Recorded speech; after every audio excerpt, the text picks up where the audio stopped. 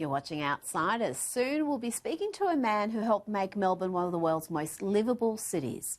Now he's watching his iconic business and his city suffer under the most draconian lockdown seen anywhere in the free world.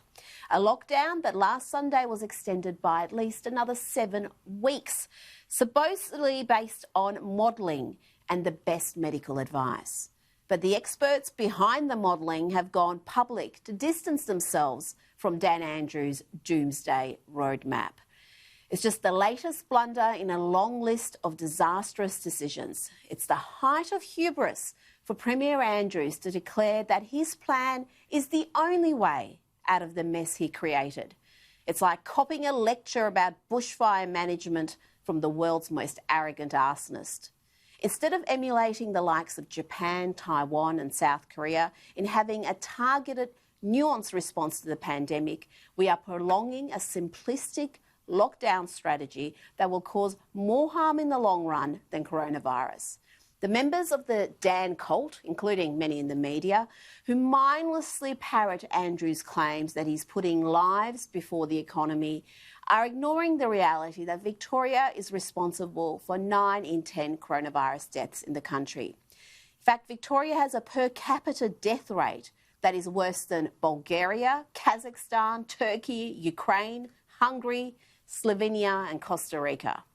Victoria has 113 coronavirus deaths per million of population, compared to Egypt's 55, Poland 58, Greece with 29 deaths per million, and Hong Kong with 13.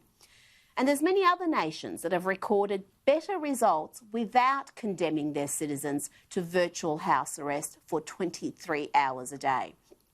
Let's look at Japan, South Korea and Taiwan. They didn't impose lockdowns or the sort of harsh restrictions we've seen in Australia and particularly Victoria. But instead of experiencing catastrophic health outcomes, those countries have recorded far fewer deaths per capita than Australia and significantly less than Victoria. Japan has 11 deaths per million compared to Australia's 31. South Korea, 7, and Taiwan just 0.3. Victoria, currently sitting at 113, will continue with its simplistic lockdown strategy instead of having a targeted response like the ones we've seen in the best performing countries. If you listen to dear leader Dan, only his approach is medically sound, and any other path to recovery will see many more die. But leading scientists and physicians, including infectious diseases experts, have warned that Victoria's strategy is not only destructive, but likely to fail without a vaccine. And as it stands, there is no date for a vaccine, and we may never have one that is effective. There is a better, smarter way out of this mess, and one only needs to look at countries that have managed to protect the vulnerable without decimating their economy. Heck, Victoria only needs to look at New South Wales for a better way to manage this crisis. By the way, New South Wales would be locked down and under a curfew right now if it was abiding by the targets set in Dan Andrews' recovery roadmap. And if you're in another state and laughing at the misfortune of Victorians, just remember that every single Australian will pay for the ineptitude of the Victorian government. As renowned economist Henry Ergus wrote in The Australian, it is Australians outside Victoria who will largely fund the Commonwealth's transfer, without which the state would collapse. The sums involved are breathtaking. In the course of this fiscal year, the payments for JobSeeker and JobKeeper alone will transfer the equivalent of $7,000 to each Victorian man, woman and child. Adding the other forms of pandemic-related assistance, Victorians will receive almost $11,000 per capita from the Commonwealth.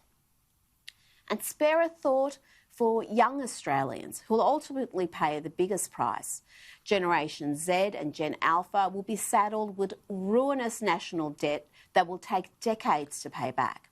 They'll be burdened with high taxes and diminished prosperity as Australia plunges into a deep recession, one that is already the worst we've seen since the Great Depression.